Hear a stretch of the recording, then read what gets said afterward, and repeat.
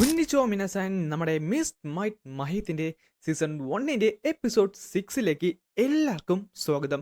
നിങ്ങൾ എല്ലാവരും latest episode കണ്ടിട്ട് ക്യൂരിയോസിറ്റി അടിച്ചിങ്ങനെ ഇരിക്കുവാണെന്നറിയാം. അതുകൊണ്ട് ഇന്ന് ഒരു കിഡിലൻ എപ്പിസോഡാണ് ഞാൻ നിങ്ങൾക്ക് വേണ്ടി കൊണ്ടുവന്നിട്ടുള്ളത്. സോ ഫുള്ളായിട്ട് കാണാൻ മറക്കണ്ട. വീഡിയോ ഇഷ്ടപ്പെട്ടു കഴിഞ്ഞാൽ ലൈക്ക് ചെയ്യാനും സബ്സ്ക്രൈബ് ചെയ്യാനും ഷെയർ ചെയ്ത് പിന്നെ ഹൈപ്പ് ചെയ്ത് നമ്മളൊന്ന് സപ്പോർട്ട് ചെയ്യാനും മറക്കണ്ട. അങ്ങനെ ഈ എപ്പിസോഡ് തുടങ്ങാൻ നേരത്ത് ബ്ലൂ സ്പിരിറ്റ് ആട്ടെ ഒരു രക്ത കളറിലെ ഒരു ചിത്രശലഭത്തിനെ ഉണ്ടാക്കി. എന്നിട്ട് അതിനെ പറത്തി വിടുന്നോട് അത് പതുക്കെ പറന്ന് നേരെ ചെന്നത് ജിയോങ്ങിന്റെ നേരെയായിരുന്നു. എന്നാൽ അവന്റെ അടുത്തേക്ക് ചെന്നത് പെട്ടെന്നാണ് അത് പൊട്ടിത്തെറിച്ച് ഇല്ലാണ്ടായി പോയത്. അത് കണ്ടപ്പോ അവൾ ഒന്ന് ഞെട്ടി. അവൾക്ക് ഉടനടി കാര്യം മനസ്സിലായി. അതാണ് ട്രാൻസെൻഡൻസ്. ഈ ഒരു സ്ഥിതി എന്ന് പറയുന്നത് നമ്മുടെ മനുഷ്യരുടെ 5 സെൻസും ഒരേപോലെ ഹാലൂസിയേഷനെ റിജക്ട് ചെയ്തുകൊണ്ട് അതിൻ്റെ അന്ന് എസ്കേപ്പ് ചെയ്യുന്നതാണ്. കേൾക്കാൻ നേരത്ത് വളരെ സിമ്പിൾ ആയിട്ട് തോന്നുമെങ്കിലും ഇത് എക്സ്ട്രീംലി ഹാർഡാണ്. കാര്യം മറ്റൊന്നുമല്ല, ഈവൻ ഫസ്റ്റ് റേറ്ററായുള്ള മന്ത്രവാദികൾക്ക് പോലും ഇത് ചെയ്യാൻ സാധിക്കാത്ത ഒരു കാര്യമാണ്.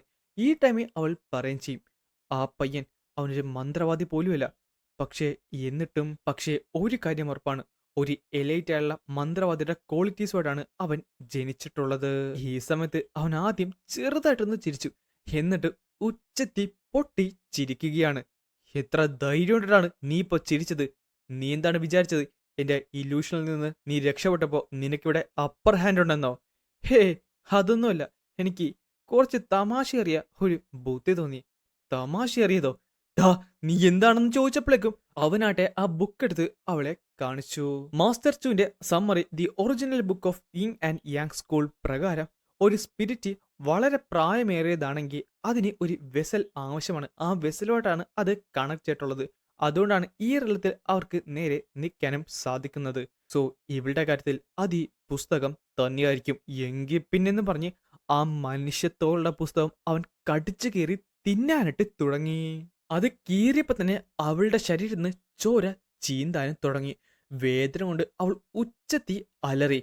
അപ്പോ സത്യമായിരുന്നു. മോർട്ടൽ, നീ ഇതെന്ത് ചെയ്യുവാണ്? നാശം, അതെങ്ങനെയാണ് സാധ്യമായത്? ആ ഒരു ബുക്ക് കംപ്ലീറ്റ്ലി ഡിമോണിക് കൊണ്ടാണല്ലോ. അതിലുപരി ഫസ്റ്റ് റൈറ്ററുള്ള മന്ത്രവാദികൾ വരെ അത് കഷ്ടപ്പെട്ടിട്ടാണ് അതിനെ ഒന്ന് തടവിലാക്കിയത്. അവർക്കാണെങ്കിൽ അത് ഡിസ്ട്രോയ് ചെയ്യാനും പറ്റില്ല. പക്ഷെ ഇവൻ, നീ എന്നെ ശരിക്കും ദേഷ്യപ്പെടുത്തിയെന്ന് പറഞ്ഞ് പെട്ടെന്ന് ജിയോങ്ങിന്റെ കഴുത്ത് പിടിച്ച് അവളട്ടെ കുത്തിപ്പിടിച്ച് എന്നിട്ട് പറയുകയും ചെയ്യും, ഇനി പറ, ഇത് നിനക്കൊരു ഇല്യൂഷനായിട്ട് തോന്നുന്നുണ്ടോ? അതിലുപരി എനിക്ക് നിന്റെ ശരീരം വേണ്ട. നീ എന്നെ റിജക്ട് ചെയ്തതല്ലേ? നീ ചത്തു തോലയണം നല്ലത്. ഇത് ഇത് ശരിക്കും സ്ട്രേഞ്ച് ആണ്. നിനക്ക് നല്ലൊരു ചാൻസ് ഉണ്ടായിരുന്നു ഈ പുസ്തകം തട്ടിപ്പറിക്കാനായിട്ട്. പക്ഷെ അതിന് പകരം നീ എന്റെ നേരെ വന്നു. അതിനർത്ഥം നിനക്ക് ഈ പുസ്തകത്തിനെ തൊടാൻ സാധിക്കത്തില്ലല്ലേ? ആ സമയത്ത് അവളൊന്ന് ഞെട്ടി. എങ്കിൽ പിന്നെ വീണ്ടും അവനത് കഴിക്കാനായിട്ട് തുടങ്ങി. തുപ്പിക്കളയാടാ, അത് മര്യാദക്ക് പുറത്ത് കളാ. പക്ഷെ സമ്മതിക്കുന്നില്ലായിരുന്നു. ഈ സമയത്ത് അവന്റെ ശരീരത്തേക്ക് അവളുടെ രക്തം തുളച്ച് കയറിയിരുന്നു. ആ രക്തം ഇവന്റെ രക്തത്തിൽ കലർന്നുകൊണ്ട് അതിനെ റിവേഴ്സ് ആയിട്ട് ഫ്ലോ ചെയ്യിക്കാനായിട്ട് തുടങ്ങി. ആ സമയത്ത് അവൾ നല്ല ദേഷ്യത്തിലുമായിരുന്നു. ഇതാദ്യമായി ആ ഒരു പോയിസണസ് ഹെർബ് കഴിച്ച അതേ ഫീലിംഗ് ആണ്. എന്റെ ശരീരം മുഴുവൻ വേദന കൊണ്ട് കിടന്ന് അലറുകയാണ്. അതുപോലെ തന്നെ ഇവളും എന്റെ അത്രയും തന്നെ. എന്തോ എന്തോ വലിയൊരു പ്രതികാരം ഇവളുടെ ഉള്ളിലുണ്ട് എന്നും പറഞ്ഞുകൊണ്ട് അവനത് വിഴുങ്ങി. ദേഷ്യം വന്ന അവൾ ഉച്ചത്തിൽ കിടന്ന് അവന്റെ കഴുത്ത് പിടിച്ച് ഞെരുക്കിക്കൊണ്ട് അലറുന്നുണ്ട്. നിനക്ക് എത്ര ധൈര്യം ഉണ്ടായിട്ടാണ്? പക്ഷെ അപ്പോഴേക്കും അവന്റെ കഴുത്ത് പിടിച്ച് തിരിച്ച് അവന്റെ വായിൽ നിന്നും കഴുത്തിൽ നിന്നൊക്കെ ചോര ചീന്നുന്നുണ്ട്. അവൾ പോലും അറിയാതെ അവളുടെ കണ്ണുകളിൽ കണ്ണുനീര് വരാനായിട്ട് തുടങ്ങി. പിന്നെ അവൻ ആ കണ്ണുകളിൽ അത് കാണാൻ സാധിച്ചു. അവന്റെ ചുറ്റിനും ചോര കളർ മാത്രമായിരുന്നു. ഞാനിതെവിടെയാണ്? കണ്ണെത്താ ദൂരത്തോളം ശവശരീരങ്ങൾ മാത്രമേ അവിടെ കാണാവുള്ളൂ. അതിലുപരി അവരുടെ രക്തം വാർന്ന് അതൊരു കടലായി മാറി. ചോരയുടെ കടൽ. ഇത് പെട്ടെന്നാണ് അവനൊരു കാര്യം ശ്രദ്ധിക്കുന്നത്. അവിടെ രണ്ടുപേരെ അവനെ കാണാൻ സാധിച്ചു. അല്ല, ആ കാണുന്നത് അത് ബ്ലൂ സ്പിരിറ്റ് അല്ലേ? പെട്ടെന്നാണ് അവളുടെ ഉടുപ്പ് വലിച്ചു കയറി അവളുടെ സോഡ് അവളുടെ കയ്യിലേക്ക് കൂട്ടി കെട്ടിയത്. എന്നിട്ട് ആ സോഡ് മുകളിലേക്ക് ഉയർത്തിക്കൊണ്ട് എന്തോ പറയുന്നുണ്ട്. പക്ഷെ അത് ജിയോങ്ങിനെ കേൾക്കാൻ സാധിക്കുന്നില്ല. എനിക്ക് നേരത്തെ അവളുടെ ദേഷ്യം എന്തെന്ന് സെൻസ് ചെയ്യാൻ സാധിച്ചു. പക്ഷേ ഇത്, ആ സമയത്ത് അവൾ കരയുന്നുണ്ടായിരുന്നു. ഇതേ സമയം അവള് ആ ഒരു സോഡ് ചൂണ്ടിയത് അവിടെ ഉണ്ടായിരുന്ന മറ്റൊരു വ്യക്തിയുടെ നേരെയാണ്. അവൻ ഇതെല്ലാം കണ്ടുകൊണ്ട് അവിടെ ഇരുന്നിട്ട് അവളെ നോക്കി ചിരിക്കാൻ തുടങ്ങി. അതും കൂടെ കണ്ടപ്പോൾ അവളുടെ സമനില നഷ്ടപ്പെട്ടു. പെട്ടെന്ന് ചാടി അവനെ അറ്റാക്ക് ചെയ്തിട്ട് വരുന്ന സമയത്ത് എന്തോ പറയുന്നുണ്ടെങ്കിലും അത് ക്ലിയർ അല്ലായിരുന്നു. എന്നാൽ ആ നിമിഷം തന്നെ അവന് മുന്നിലേക്കെടുത്ത് ചാടി അവളൊരു അറ്റാക്ക് അങ്ങോട്ട് ചെയ്തു. അത് ഒട്ടും തന്നെ പ്രതീക്ഷിച്ചില്ല. പിന്നെ അവനതങ്ങോട്ട് വലിച്ചൂരി എടുക്കുകയായിരുന്നു. അവൾ ഞെട്ടിത്തെറിച്ച് നിന്നുപോയി. ഇപ്പൊ അവൻ ഊരിയെടുത്തത് അവളുടെ ഹൃദയമാണ്. അവളുടെ കൺമുമ്പിൽ വെച്ച് തന്നെ അവളുടെ ഹൃദയം അവൻ ഞെരടി പൊട്ടിച്ചു കളഞ്ഞു. ഒന്നും തന്നെ ചെയ്യാൻ സാധിക്കാതെ അവൾ ആ രക്തത്തിലേക്ക് വന്ന് വീണു. ഈ സമയത്ത് അവന്റെ കുറച്ച് ആൾക്കാർ അവിടേക്ക് വന്നു. അവരെല്ലാരും കൂടെ പെട്ടെന്നോടി അവളുടെ ചുറ്റിനും വന്ന് നിൽക്കുന്നുണ്ട്. എന്നിട്ട് അവരെല്ലാരും തന്നെ ഓരോ കത്തിയെടുത്ത് മുകളിലേക്ക് ഉയർത്തി. ഒന്നും തന്നെ ചെയ്യാൻ പറ്റാതെ അവിടെ കിടന്ന് കരഞ്ഞുകൊണ്ട് അവളത് നോക്കിക്കൊണ്ട് നിന്നു. പിന്നെ കാണുന്നത് ആ കത്തി കൊണ്ട് അവളുടെ ശരീരം അവർ കുത്തി പരിക്കേൽപ്പിക്കുന്നതാണ്. മരണം മുന്നിൽ കണ്ടുകൊണ്ട് അവളവിടെ കിടന്നു. കുറച്ചു സമയത്തിന് ശേഷം നമ്മുടെ ജിയോങ് ആ സ്ഥലത്തേക്ക് നടന്ന് എത്തി. പക്ഷേ അവിടെ അവളുടെ പൊടി പോലും ഇല്ലായിരുന്നു. അതുപോലും അവർ വെച്ചില്ല. എന്നാൽ അങ്ങനെയാണ് അവിടെ ആ പുസ്തകം പ്രത്യക്ഷപ്പെട്ടത്. പെട്ടെന്ന് അവനവന്റെ ബോധം തിരിച്ചു കിട്ടി. അല്ല, ഇത് ഈ സമയത്താണ് അവളുടെ തൊപ്പി നേരെ നിരത്തേക്ക് വീണത്. അല്ല, ഈ ചുമല ത്രെഡ് ഞാൻ ഞാൻ ഞാൻ അവന്റെ ഫെമിലിയർ സ്പിരിറ്റ് ആയിട്ട് മാറിയെന്ന് ചോദിച്ചോണ്ട് അവൾ ഞെട്ടിത്തരിക്കുകയാണ്. ഇത് കാണുന്നിടത്ത് അവൻ പറയും ചെയ്യും, പിന്നല്ല, അങ്ങനെ ബ്ലൂ സ്പിരിറ്റിനെ എനിക്ക് കിട്ടി. അടുത്ത നിമിഷം തന്നെ അവൾ നേരെ ചാടി അവന്റെ കഴുത്തിന് കയറി കുത്തിപ്പിടിച്ചു. മര്യാദക്കന്നെ. എന്നാൽ പെട്ടെന്നാണ് അവളുടെ കഴുത്ത് വേദനിക്കാൻ തുടങ്ങിയത്. അവളാട്ടെ കിടന്ന് ചുമക്കുന്നുണ്ട്. അല്ല, അപ്പൊ ഫെമിലിയർ സ്പിരിറ്റിന് സ്വന്തം ഓണർ അനുഭവിക്കുന്ന വേദന കിട്ടുമല്ലേ? ആ, അങ്ങനെയാണെങ്കിൽ ടിമോണിക് മോങ്ക്. ഇതേ സമയത്ത് പുറത്ത് ഗാർഡായിട്ട് നിന്ന നമ്മുടെ ടിമോണിക് മോങ്ക് ചത്ത് ജീവിച്ച ഒരു അവസ്ഥയിലായിരുന്നു. ആ, ഇനി എന്തായാലും നമ്മൾ ഒരുമിച്ചായിരിക്കും. സോ ആദ്യം തന്നെ നമുക്കൊന്ന് ഇൻട്രൊഡ്യൂസ് ചെയ്തല്ലോ. എൻ്റെ പേര് മോക് ജിയോൺ വൂൺ. നിന്റെ പേര്? അല്ല, ഞാൻ എന്താണ് നിന്നെ വിളിക്കേണ്ടത്? പക്ഷേ അവൾ ഒന്നും തന്നെ മിണ്ടിയില്ല. ഓ, അപ്പോൾ മിണ്ടുന്നില്ല. അപ്പൊ എനിക്ക് ഇഷ്ടമുള്ള വിളിക്കാല്ലേ? ചുമലപ്പാറ്റ. അതെങ്ങനെയുണ്ട്? ഡാ, നിനക്കെന്നെ ബോധമില്ലേ? ഹാ, അപ്പൊ ആ പേര് ഇഷ്ടപ്പെട്ടില്ല. നീ എന്നെ കളിയാക്കുകയാണോ? ഞാൻ നിന്നോട് ചോദിച്ചില്ലേ നിന്റെ പേര് എന്താണെന്ന്? എന്റെ പേര് നിന്നെപ്പോലെ വിഡ്ഢിയുള്ള ഒരു മോർട്ടലിനടുക്കെ പറയുമെന്ന് വിചാരിച്ചോ? ഓ, അപ്പൊ എന്തായാലും ഞാൻ നിന്നെ എനിക്ക് ഇഷ്ടമുള്ള വിളിക്കാം. ഇവളൊരു ബ്ലൂ സ്പിരിറ്റ്. ഓക്കെ, നിന്നെ ഇനി മുതൽ ബ്ലൂ സ്പിരിറ്റ് എന്നാണ് വിളിക്കാൻ പോകുന്നത്. പക്ഷേ അവള് ഒന്നും മൈൻഡ് ചെയ്ത് പോലുമില്ല. ഇവൾക്ക് എന്തായാലും നല്ലൊരു ഈഗോ ഉണ്ട്. പക്ഷെ കുഴപ്പമില്ല, പതുക്കെ വശതിയിലാക്കാം. പെട്ടെന്നാണ് ആ പുസ്തകം അവൻ കണ്ടത്. ഈ പുസ്തകം എന്തായാലും ഹ്യൂമൻ ലെതറിലാണ് എഴുതിയിട്ടുള്ളത്. അല്ല, ബ്ലൂ സ്പിരിറ്റ്, നിനക്ക് ഇതിനെ പറ്റി എന്തെങ്കിലും അറിയാവോ? Blue Spirito? അതാരാണ്? എനിക്ക് അങ്ങനെ ആരും അറിഞ്ഞൂടല്ലോ. ആ, പിന്നെ എന്നെ ശല്യപ്പെടുത്താനും വല്ലേ, എന്റെ സംസാരിക്കാനും വല്ലേ. ഓ, ഇവള്. പെട്ടെന്ന് അവനത് തുറന്നു നോക്കി. അത് തുറന്നു നോക്കിയപ്പോ തന്നെ അവന് ഒരു കാര്യം വ്യക്തമായി. അത് ചോരയിലായിരുന്നു എഴുതിയിരുന്നത്. അത് കണ്ടപ്പോ തന്നെ അവന്റെ ക്യൂരിയോസിറ്റി 10 മടങ്ങായിട്ട് ഉയർന്നു. ഒരു മനുഷ്യ ശരീരത്തിൽ ക്രിയേറ്റ് ചെയ്ത ഒരു ലെതറും അതിലുപരി രക്തത്തിലെഴുതിയ വാക്കുകളും. എന്തൊരു ഇൻട്രസ്റ്റിംഗ് ആയുള്ള ബുക്കാണിത്. പക്ഷേ ഇതിൽ എഴുത്തൊന്നും ഒന്നും മനസ്സിലാകുന്നില്ല. എല്ലാം ചുറ്റിപ്പറ്റി. ഹ്, നീ നോക്ക്. പക്ഷെ നിനക്കൊന്നും തന്നെ മനസ്സിലാകാൻ പോകുന്നില്ല. അല്ല, ഇവളെന്താണ് എന്നെ?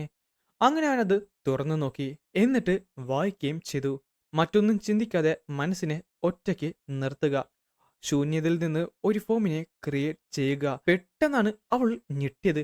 അവളുടെ അവിടുന്ന് എല്ലാ സ്ഥലത്തു നിന്നും ഒരു എനർജി അവന്റെ ചുറ്റിനും വന്ന് കൂടാനായിട്ട് തുടങ്ങി. നല്ലതിന്റെ മുമ്പിൽ എന്തായാലും തിന്മ കാണും. പക്ഷേ യഥാർത്ഥ ചോരയുടെ പവർ അതെല്ലാം റിവേഴ്സ് ആണെന്ന് പറഞ്ഞപ്പോഴാണ് ആ പുസ്തകം അവന്റെ കയ്യിലേക്ക് ഒട്ടി പിടിച്ചത്. അല്ല, ഇത് സ്റ്റക്കായോ? ഇല്ല, അങ്ങനെ വരാൻ നീ എങ്ങനെയാണത്? എന്ത്? എന്തെങ്ങനെയാണെന്ന്? അല്ല, ഈ ബുക്കിനെ പറ്റിയാണോ നീ ചോദിച്ചത്? അത് കേട്ടപ്പോ അവൾ ഒരു ക്ലൂ പോലും ഇല്ലാതെ അവിടെ നിൽക്കുകയാണ്. അടുത്ത സെക്കൻഡ് എവിടുന്നൊന്നും ഇല്ലാത്ത ഒരു അമാനുഷികമായ വേദന അവന് അനുഭവപ്പെടാനായിട്ട് തുടങ്ങി. അത് അവളും സെൻസ് ചെയ്തു. മോർട്ടൽ, ഇപ്പൊ തന്നെ ശ്വാസം എടുക്കുന്നത് നിർത്ത്, പെട്ടെന്ന് തന്നെ. അതിലുപരി നിന്നെ മനസ്സ് ഫ്രീ ആക്കി വയ്ക്ക്. നീ ഒന്നിനെ പറ്റി ചിന്തിക്കേണ്ട, ഒന്നിനെ പറ്റി. അടുത്ത സെക്കൻഡ് തന്നെ അവനത് അനുസരിച്ചു. കുറച്ച് സെക്കൻഡുകൾക്കുള്ളിൽ അവന്റെ കയ്യിൽ ഒട്ടിപ്പിടിച്ചിരുന്ന ആ ഒരു ബുക്ക് നേരെ നിലത്തേക്ക് വീണു. അല്ല, അത് പെട്ടെന്നായിരുന്നല്ലോ. പിന്നെ കാണുന്നത് അവൻ അങ്ങനെ ഫ്രീ ആയിട്ട് നിൽക്കുന്നതാണ്. ആ പുസ്തകം നേരെ നിലത്തേക്ക് വന്ന് വീഴുകയും ചെയ്തു. അവൻ ഇത്ര പെട്ടെന്ന് ആ ഒരു റിച്വൽ ഓഫ് അറ്റാച്ച്മെന്റ് അണ്ടൺ ചെയ്തോ? പക്ഷേ ഇത് പോസിബിൾ ആണോ? ഒരു മാർഷൽ ആർട്സ് പോയിട്ട് പഠിക്കാത്തൊരു വ്യക്തി സത്യം പറഞ്ഞ റിച്വൽ ഓഫ് അറ്റാച്ച്മെന്റ് ചെയ്ത് തന്നെ ഒരു വലിയൊരു മിറാക്കിളാണ്. എന്റെ മരണത്തിന് മുമ്പ് ഞാൻ ഇതുവരെ കാണാത്തൊരു സംഭവമാണ് ഞാനിപ്പോ കണ്ടുകൊണ്ടിരിക്കുന്നത്. പെട്ടെന്ന് അവൻ ക്ഷീണിച്ച് നേരെ നിലത്തേക്ക് വീണു. ഓ, ഞാൻ ഓർത്ത് ശ്വാസം മുട്ടി ഞാൻ. അല്ല, അതെന്തുവായിരുന്നു? നിനക്ക് ആ റിച്വൽ ഓഫ് അറ്റാച്ച്മെന്റ് പ്രോപ്പർലി ചെയ്യാൻ പറ്റാത്തത് കൊണ്ടാണ്. നിന്റെ ബ്രീത്തിങ് തെറ്റായിരുന്നു. ഹോ, ഇപ്പം നീ എക്സ്പ്ലെയിൻ ചെയ്യുമല്ലേ?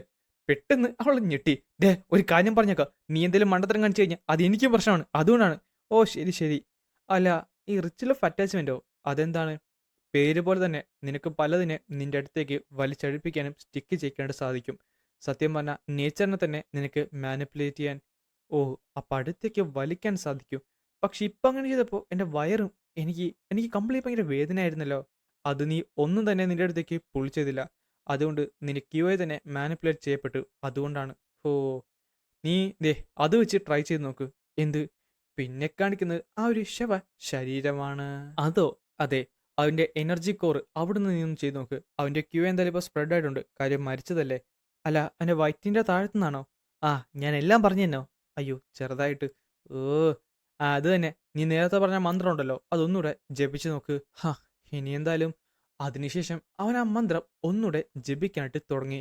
പെട്ടെന്നാണ് അവിടെ അബ്നോർമലുള്ള ഒരു എനർജി അവന് സെൻസ് ചെയ്യാനായിട്ട് സാധിച്ചത്. അതിനുശേഷം അവന്റെ കൈ അവന്റെ ശരീരമായിട്ട് ഒട്ടിപ്പിടിക്കുകയും ചെയ്തു. അല്ല, ഈ കാണുന്നത് എന്റെ എന്റെ എനർജി കോറിന്റെ അവിടെ ഒരു വാമുള്ള ഫീലിംഗ് എന്തോ എന്റെ കയ്യിലൂടെ കയറി എന്റെ ഞരമ്പുകളിലൂടെ അവിടേക്ക് ചെല്ലുന്നത്. ഇനി കൈയെട്, എന്നിട്ട് ആ ക്യൂവിനെ പറ്റി നീ ഇമാജിൻ ചെയ്താൽ മതി. നിനക്ക് ഇപ്പോൾ സെൻസ് ചെയ്യാൻ സാധിക്കുന്നുണ്ടോ?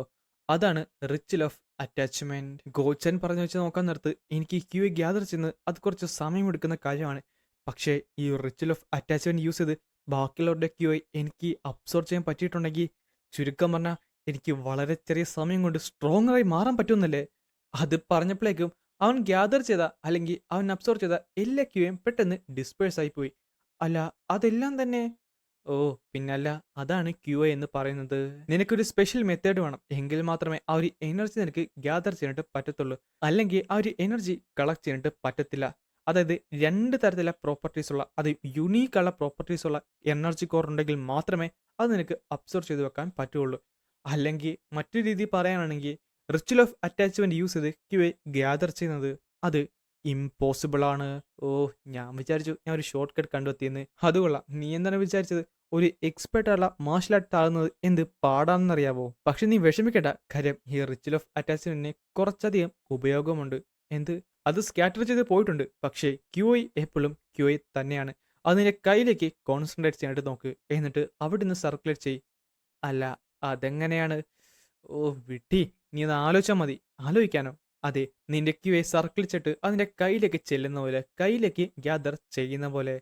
സത്യം പറഞ്ഞാൽ ഇത് പോസിബിൾ ആണ്. പക്ഷെ ഇവനെ കണ്ടാൽ തന്നെ അറിയാം ഇനി ബിഗിനർ ആണ്. അതോട് പ്രോപ്പറായിട്ട് ഒരു ക്യൂയെ സർക്കുലേഷൻ ട്രെയിനിങ് ഇല്ലാതെ നിനക്കത്. അപ്പോഴേക്കും അവനത് ശ്രദ്ധിച്ചു. എന്നിട്ട് അതങ്ങോട്ട് ഗ്യാദർ ചെയ്യാനായിട്ട് നോക്കുകയും ചെയ്തു. അടുത്ത സെക്കൻഡ് അവന്റെ കൈയൊന്ന് ചുരുട്ടി പിടിച്ചപ്പോൾ അതിൽ ആ ഒരു ക്യൂയെ ആൾക്ക് സെൻസ് ചെയ്യാനായിട്ട് സാധിച്ചു. അല്ല, എന്ത്? അടുത്ത സെക്കൻഡ് അവൻ നേരെ തിരിഞ്ഞ് ഒരു അറ്റാക്ക് അങ്ങോട്ട് ചെയ്തതേ ഉള്ളൂ. ആ ഒരു തൂണ് കംപ്ലീറ്റ്ലി ഡിസ്ട്രോയ് ചെയ്യപ്പെടുകയും പുറകിൽ പോയി ഒഴിച്ച് ഒരു വലിയൊരു എക്സ്പ്ലോഷൻ ഉണ്ടാകുകയും ചെയ്തു. അല്ല, അത് ഇമ്പോസിബിൾ ആണ്. ഇതെന്താണ് ഈ പറയുന്നത്? അവൻ കംപ്ലീറ്റ്ലി ഒരു ബിഗിനറാണ്. എന്നിട്ടും ഈ ഒരു മോർട്ടൽ ഇത് ശരിക്കും ഗ്രേറ്റ് ആണ്. ഇവൻ ഇവൻ ശരിക്കും ആരാണ്? എന്റെ നേരത്തെ ജന്മത്തിൽ ഞാൻ കുറേ കൗണ്ട്ലെസ് ആയുള്ള ഇൻഡിവിജ്വൽസിനെ കണ്ടിട്ടുണ്ട്, അതും ടാലന്റഡ് ആയിട്ടുള്ള. പക്ഷെ ഇവനെ പോലെ തന്നെ ആദ്യമായി ഇവൻ ഇവിടെ നിന്നാണ് വന്നത് തന്നെ. അപ്പോ വെറുതെ അല്ലല്ലേ എല്ലാവരും മാർഷൽ ആർട്സിനെ ഇത്ര ഹൈപ്പ് ചെയ്യുന്നത്. ഇനി എനിക്ക് ആൾക്കാരെ കൊല്ലാനായിട്ട് കുറച്ചുകൂടെ എളുപ്പമായിരിക്കും. അതും കൂടെ കേട്ടപ്പോൾ അവൾ ഞെട്ടി. സത്യം പറഞ്ഞാൽ അവൻ ആ മാർഷൽ ആർട്സിന്റെ എസൻസ് വരെ മനസ്സിലാക്കിയിരിക്കുന്നു. ഈ ട്രെയിനിങ്ങും മൈൻഡ് കൺട്രോൾ ചെയ്യണം, ഇതെല്ലാം സത്യം പറഞ്ഞാൽ ബുൾഷിറ്റ് ആണ്. മാർഷൽ ആർട്സിന്റെ മെയിൻ പർപ്പസ് എന്ന് പറയുന്നത് ഒപ്പോണന്റിനെ വളരെ എഫക്റ്റീവായിട്ട് കൊല്ലണമെന്നാണ്. അത് അവന് മനസ്സിലാക്കുകയും ചെയ്തു. അല്ല, അപ്പൊ സെക്കൻഡ് ടെക്നിക്ക് അത്. ആ, സെക്കൻഡ് ടെക്നിക്കോ അതെന്ന് പറയുന്നത്? അല്ല, ഞാനെന്തിനാണ് നിന്നോട് ഇതൊക്കെ പറയുന്നത്? വെറുതെ മണ്ടത്തരം കാണിക്കില്ലെന്ന് പറഞ്ഞ് അവൾ നേരെ തിരിഞ്ഞു. നാശം, സംസാരിച്ചുകൊണ്ട് ഞാൻ അറിയാതെ ഫ്ലോയ്ക്ക് പോകുകയും ചെയ്തു. ഓ, ബ്ലൂ സ്പിരിറ്റ്, എന്നോട് സംസാരിക്കാൻ വരണ്ട. ഹാ, കോപ്പ്, എനിക്കിതൊന്ന് അറിയണമെന്നുണ്ടായിരുന്നു. പക്ഷേ ഈ കാര്യത്തിനെ പറ്റി അവൾ പറഞ്ഞത് സ്കാറ്റർ ചെയ്ത് പോകുന്നതാണ്. പക്ഷേ എങ്കിലും എൻ്റെ കയ്യിൽ കുറച്ച് ഒരു കോൾഡായുള്ള എനർജി. അല്ലെങ്കിൽ അവളോട് ചോദിക്കണോ? ആ, എന്തെങ്കിലും വേണ്ട. എന്തായാലും അവൾ ഉത്തരം തരാൻ പോകുന്നില്ല. അതിലുപരി ഞാനും കുറച്ച് കാര്യങ്ങളൊക്കെ തന്നെ കണ്ടെത്തണ്ടേ. ബ്ലൂ സ്പിരിറ്റ്, ബാ, നമുക്ക് എന്തായാലും ഇവിടുന്ന് പോകാം. പിന്നെ കാണിക്കുന്നത് അന്നേ ദിവസം രാത്രിയാണ്. അതിനുശേഷം കാണിക്കുന്നത് ലേഡീസ് ചെക്കിന്റെ എസ്കോട്ട് വാരിയറായുള്ള ഹോ അങ്ങാണ്. അവളായിട്ട് നേരെ ആ ഒരു ഫീനിക്സ് പാവലിന്റെ തൊട്ട് മുമ്പിലെത്തിയിട്ടുണ്ട്. അതിനുശേഷം ആ വാതിൽ തുറന്ന് അവൾ നേരെ അകത്തേക്ക് കയറി. അവിടെ കൗണ്ട്ലെസ് ആയുള്ള പാവകളും അതിലുപരി ഈ മന്ത്രവാദം ചെയ്യുന്ന പലതരത്തിലുള്ള സാധനങ്ങളും ഉണ്ടായിരുന്നു. ഏറ്റവും പ്രധാനപ്പെട്ട് വളരെ ഭയാനകമായ ഒരു വലിയൊരു പ്രതിമയും. അവൾ നേരെ ആ പ്രതിമയുടെ അടുത്തേക്ക് നടന്നു. ഈ ഒരു വുഡൻ സ്റ്റാച്ചു ഇതിനെല്ലാത്തിനും ഒരു ഒമ്നസ് ഉള്ള എനർജി ഉണ്ട്. അതിലുപരി അപ്പോഴേക്കും ആ ഒരു തീ അവിടെ കത്താൻ തുടങ്ങി. അപ്പോൾ അവൾ സംസാരിക്കാനും തുടങ്ങി. ഞാൻ നേരത്തെ ഇവിടേക്ക് ഒരു മെസ്സേജ് അയച്ചിരുന്നു. അവിടേക്ക് വന്ന മന്ത്രവാദിയായിട്ടുള്ള മൊയോഷിൻ മരണപ്പെട്ടിരിക്കുന്നു. അവനെ കൊന്നത് തേർഡ് യങ് മാസ്റ്ററായുള്ള മോക് ഗിയോൺ വൂണാണ്. ലേഡി സീക്കിന് അറിയാം ഇതിനൊന്നും ചെയ്യാൻ പറ്റത്തില്ല. പക്ഷേ എങ്കിലും അതിന്റെ എക്സ്പ്രഷനായിട്ട് 300 വെള്ളി നാണയങ്ങൾ അദ്ദേഹം അയച്ചിട്ടുണ്ട്. അതിലുപരി അവൾ ഇനിയും 400 വെള്ളി നാണയങ്ങൾ തരാൻ തയ്യാറാണ്. എന്നാൽ അതിന് നിങ്ങൾ മറ്റൊരു ജോലി ചെയ്യണം. അത് തേർഡ് യങ് മാസ്റ്ററുള്ള മോക് ഗ്യൂൻ വുണിനെ കൊല്ലണമെന്നാണ്. അപ്പോ നിങ്ങൾ ആ ജോലി ഏറ്റെടുക്കുവോ? പെട്ടെന്ന് ഒരു സൈലൻസ് അവിടെ ക്രിയേറ്റ് ചെയ്യപ്പെട്ടു. അടുത്ത സെക്കൻഡ് ആ വിളക്ക് കെടുകയും ചെയ്തു. അപ്പോൾ അത് വർക്കായി. താങ്ക് യു എന്ന് പറഞ്ഞ് അവൾ നേരെ തിരിഞ്ഞ് നടന്നു. എനിക്കുറപ്പാണ് അതിൻ്റെ അകത്ത് ഒരാൾ പോലും ഇല്ലായിരുന്നു. പക്ഷേ എന്നെ 100ഓളം പേര് കാണുന്ന പോലെ, തുറച്ചു നോക്കുന്ന പോലെ, ശരിക്കും ക്രീപ്പി ആയിരുന്നു. എന്തൊരു ഫീൽ. പിന്നെ കാണിക്കുന്ന ഫീനിക്സ് പാവന്റെ അകത്താണ്. ആ ഒരു മന്ത്രവാദിയുടെ ശവം അവിടെ നിപ്പുണ്ടായിരുന്നു. പെട്ടെന്നാണ് ഒരാൾ പറയുന്നത്, എനിക്കുറപ്പാണ് ഇതുറപ്പായിട്ടും ഒരു കൊലപാതകം തന്നെയാണ്. ഞാനും എഗ്രി ചെയ്യുന്നു. ആ പയ്യൻ ആ മേഡിന്റെ ശരീരം പൊക്കിയെന്നല്ല പറഞ്ഞത്. അതുറപ്പായിട്ടും യെല്ലോ സ്പിരിറ്റ് തന്നെയാണ്. അല്ല, ആ പയ്യനെ ഒരു സ്പിരിറ്റ് പൊസസ് ചെയ്തതാണോ? അതിലുപരി മറ്റൊരു ചോദ്യമുണ്ട്. ഇനിയെങ്ങാനും ആ പയ്യൻ അതിനൊരു ഫെമിലിയർ സ്പിരിറ്റ് ആയിട്ടുണ്ടോ? ഹേ, അത് ഇമ്പോസിബിൾ ആണ്. അതൊരിക്കലും നടക്കത്തില്ല. മേ ബി അതൊരു ബീസ്റ്റ് ആയിരിക്കും, അല്ലെങ്കിൽ പ്യൂറുള്ള ഒരു സ്പിരിറ്റ്, അല്ലെങ്കിൽ ഒരു മിത്തിക്കൽ ക്രീച്ചർ ആയിരിക്കും. എന്തായാലും അതൊന്ന് അന്വേഷിക്കേണ്ടതായിട്ടുണ്ട്. കാര്യങ്ങൾ വളരെ ഡേഞ്ചറസുമാണ്. ഉത്തരവിതാ പറയുന്നു. നിങ്ങൾ ആരെങ്കിലും ഒരാൾ തന്നെ എത്രയും പെട്ടെന്ന് മോക്സോഡ് മാനിലേക്ക് ചെന്ന് തേർഡ് സണ്ണിനെ കൊല്ലേണ്ടതാണ്. അതിലുപരി ഇവന്റെ ആത്മാവിന് നമ്മൾ ശാന്തി മേടിച്ച് കൊടുക്കേണ്ടതാണ്. ഇതേ സമയം ഒരാൾ പറയുകയും ചെയ്യാം, യെസ് സാർ. അങ്ങനെ പിറ്റേ ദിവസം രാവിലെ നമ്മുടെ ഗോച്ചനായിട്ട് ഉറക്കത്തിൽ നേരെ എണീറ്റ് നടക്കുകയായിരുന്നു. ആ നാറി അവനെന്നെ മര്യാദ കുറയ്ക്കതുമില്ലാതെ രാവിലെ കോപ്പ് കൊണ്ടുവരാൻ പറഞ്ഞിട്ടുമുണ്ട്. ആ ദേ ഞാൻ സാധനം കൊണ്ടുവന്ന്. ആ താങ്ക് യു. ഇവൻ ഇത്രയൊക്കെ പൊളൈറ്റ് ആയിരുന്നോ? പിന്നെ കാണിക്കുന്നത് അതിൻ്റെ അകത്ത് കൽക്കരിയൊക്കെ ഇട്ട് കത്തിക്കുന്നതാണ്. അല്ല, ഇതെന്തിനാണ് കൊണ്ടുവരാൻ? എനിക്ക് കുറച്ച് സാധനം കത്തിച്ച് കളയാനുണ്ട്. കത്തിച്ച് കളയാനോ? അത് ഏ ആ കാണുന്നത്? അതെ, മോക്സോഡ് മാനറിന്റെ സീക്രട്ടുള്ള മാനുവൽ. അല്ല, നിനക്കതെങ്ങനെയാണ്? പക്ഷേ അപ്പോഴേക്കും അവനത് വലിച്ച് കീറി അതിൻ്റെ അകത്തിട്ട് ഇടുന്നുണ്ട്. ഇത് കണ്ട നമ്മുടെ ഗോച്ചാൻ ഞെട്ടിത്തെറിച്ചു പോയി. നിനക്ക് നിനക്കിതെന്താണ്? അല്ല, ഇവൻ ഇവൻ ശരിക്കും പ്രാന്തുള്ളൊരു പയ്യൻ തന്നെയാണ്. ഇവൻ ആ സീക്രട്ട് മാനുവൽ അല്ലേ ഇപ്പൊ കത്തിച്ചു കളഞ്ഞത്. അപ്പൊ ഗൈസ് പറഞ്ഞത് മറക്കണ്ട, ഇന്നലത്തെ വീഡിയോക്കും ഇന്നിടാൻ പോകുന്ന ഈ വീഡിയോക്കും അടുത്ത 24 മണിക്കൂറിനുള്ളിൽ 2K ലൈക്സ് ഉണ്ടെങ്കിൽ നമ്മൾ ഉറപ്പായിട്ടും ഈ വീക്ക് ഒരു മാസീവ് ഉള്ള വീഡിയോ ഉറപ്പായിട്ടും ചെയ്യുന്നതായിരിക്കും.